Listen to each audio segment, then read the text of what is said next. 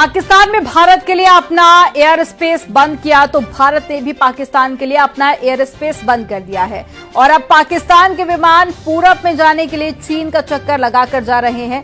जाहिर है कि भारत के एयर स्पेस स्ट्राइक से पाकिस्तान की जो एयरलाइन है उसकी कमर जरूर टूटेगी। आपको रिपोर्ट दिखाते हैं इसी से जुड़ी हुई।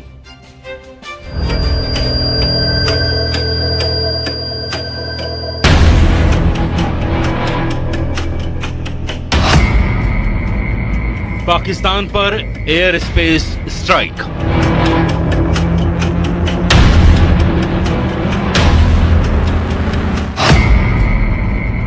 जल प्रहार के बाद वायु प्रहार।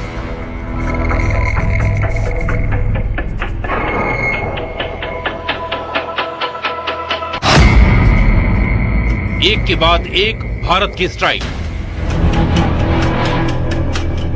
भारत ने पाकिस्तान को करारा जवाब देते हुए अपने एयर स्पेस को पाकिस्तान की उड़ानों के लिए बंद कर दिया है। पाकिस्तान ने भारत के लिए अपना एयर स्पेस बंद किया, उससे भारत को ज्यादा फर्क नहीं पड़ने वाला, लेकिन पाकिस्तान को पूरब में जाने के लिए भारत के एयर स्पेस की सख्त जरूरत है। लेकिन अब उसको ये सहूलियत नहीं मिलने वाली और उस पर एयर स्पेस वाली स्ट्राइक से उसका तगड़ा नुकसान होने वाला है। भारत के ऊपर पाकिस्तान एयरलाइन की उड़ान बंद। पाकिस्तान के प्राइवेट जेट भी नहीं भर सकेंगे उड़ान। पाकिस्तानी मिलिट्री के विमानों को भी इजाजत नहीं। पीआईए के लीज पर लिए विमानों पर भी लगाई गई पाबंदी। पाकिस्तान के लिए भारतीय एयर स्पेस पूरी तरह बंद। अब पाकिस्तान के विमानों को कहीं भी उड़ान भरना होगा तो उसे पूरे चीन का चक्कर लगाना होगा और ये भी संभावना है कि उन्हें चीन में उतरना भी पड़े ताकि आगे के सफर के लिए वो ईंधन भरवा सके।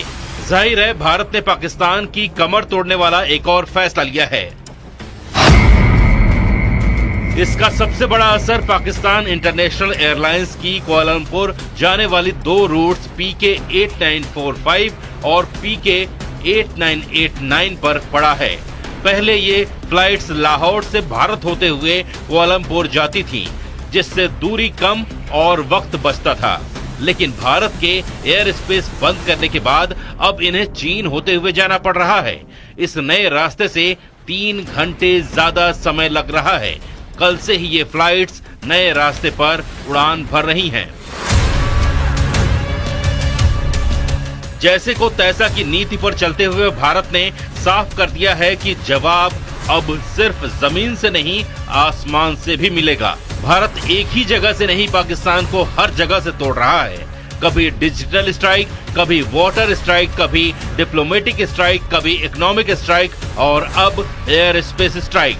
वही पाकिस्तान ने अपना एयर स्पेस बंद करके खुद अपने पैर पर कुल्हाड़ी मारी है और उसे लाखों करोड़ डॉलर की चपत लगने लगी है। पाकिस्तान को भारतीय विमानों से मिलने वाली ओवर फ्लाइट फीस का अब नुकसान उठाना पड़ेगा। एक बोइंग 737 के लिए औसतन $580 और बड़े विमानों के लिए इससे भी ज्यादा फीस पाकिस्तान को मिलती थी। जानकारों के मुताबिक हर दिन करीब 2 से 2.4 लाख डॉलर की चपत पाकिस्तान को लग सकती है। लैंडिंग, पार्किंग और अन्य शुल्क जोड़ लें तो कुल नुकसान $3.5 लाख तक पहुंच सकता है।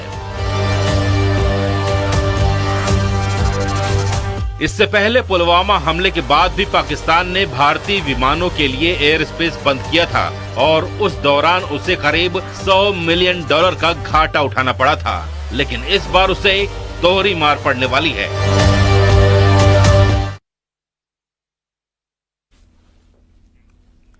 युद्ध के लिए पाकिस्तान में भी तैयारी शुरू हो गई है। पाकिस्तान खुद को बचाने के लिए पूरा जोर लगा रहा है। लाहौर और साथ ही रावलपिंडी से लेकर जो रिपोर्ट सामने आई है उससे पता चल रहा है कि जनरल मुनीर ने कम से कम 20 अड्डों पर फौज की तैनाती बदल दी है। आपको रिपोर्ट दिखाते हैं।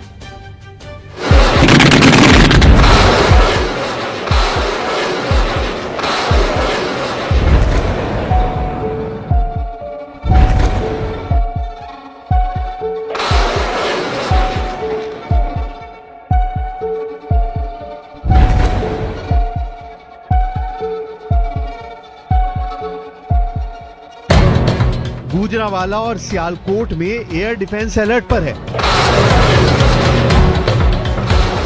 कराची में भी पाकिस्तान ने फाइटर जेट के दुश्मन मिसाइल सिस्टम को चौकन्ना कर दिया है। जनरल मुनीर के कमांडरों को यकीन है कि हमला होगा, जरूर होगा।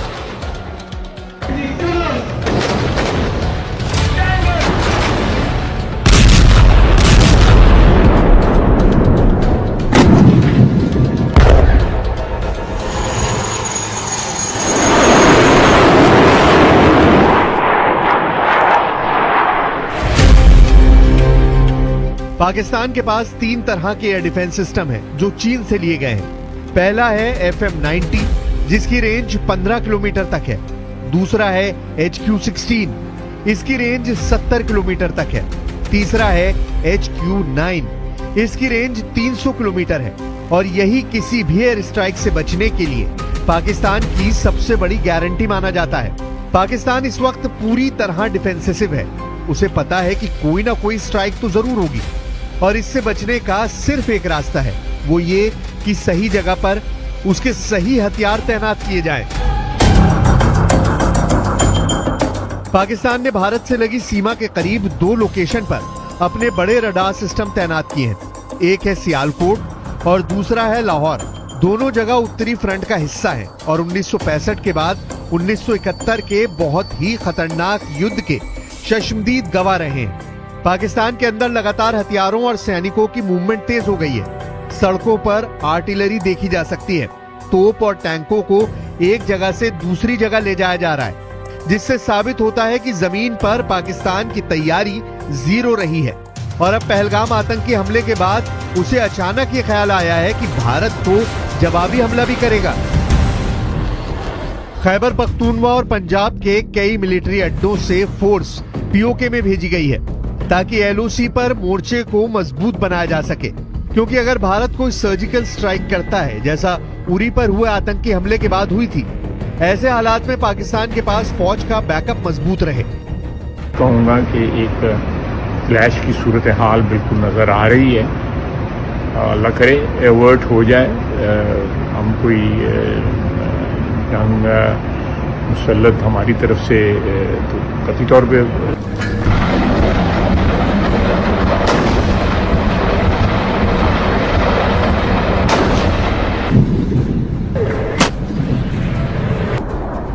पाकिस्तान पूरी तरह घिर चुका है। आसमान, जमीन और समंदर, तीनों मोर्चों से पाकिस्तान को अटैक का खतरा सता रहा है।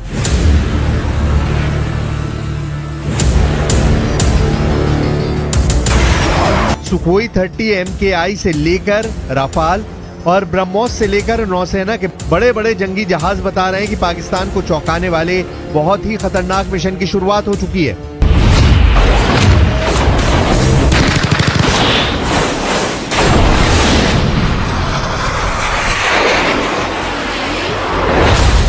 जनरल आसिम मुनीर को पता है कि उनको बहुत बड़ा सरप्राइज मिलने वाला है। पहलगाम में हुए आतंकी हमले का बदला भारत लेगा, इसकी गारंटी 100% है। ऐसे में पाकिस्तान ने आसमान में बचने के लिए क्या तैनात किया है वो भी देख लीजिए। पाकिस्तान में AEWC यानी एयरबोर्न अर्ली वार्निंग वाले विमान, जैसे कि स्वीडन से लिया गया साप 2000 एरियाई, ये 450 किलोमीटर की रेंज में हवाई गतिविधियों पर नजर रखता है। ये विमान इस वक्त उत्तरी पाकिस्तान से दक्षिण पाकिस्तान तक लगातार चक्कर लगा रहा है ताकि भारत की तरफ से उड़ने वाले किसी भी विमान जो उसकी तरफ बढ़ रहे हों उनका फौरन पता लगा सके। पाकिस्तान के पास ऐसे 9 विमान हैं जो लगातार भारत के बॉर्डर की तरफ बारी बारी से उड़ान भर रहे हैं। पाकिस्तान को पक्का पता है कि हमला होगा। ये बात शहबाज शरीफ भी जानते हैं, पाकिस्तान की फौज भी जानती है। जनरल आसिम मुनीर और उनके एक कमांडर को पता है कि पहलगाम का बदला तो लिया जाएगा, लेकिन तमाम तैनाती और मूवमेंट के बीच पाकिस्तान में कुछ ऐसी हरकत भी हुई है जिससे साफ पता चलता है कि वहां की पॉलिटिकल लीडरशिप को इस वक्त सबसे बड़ा खतरा अपने किसी बड़े अड्डे पर हमले का है। Our valiant armed forces remain fully capable and prepared to defend the country's sovereignty and its territorial integrity against any misadventure, as clearly demonstrated by its measured yet resolute response to India's reckless incursion in February 2019.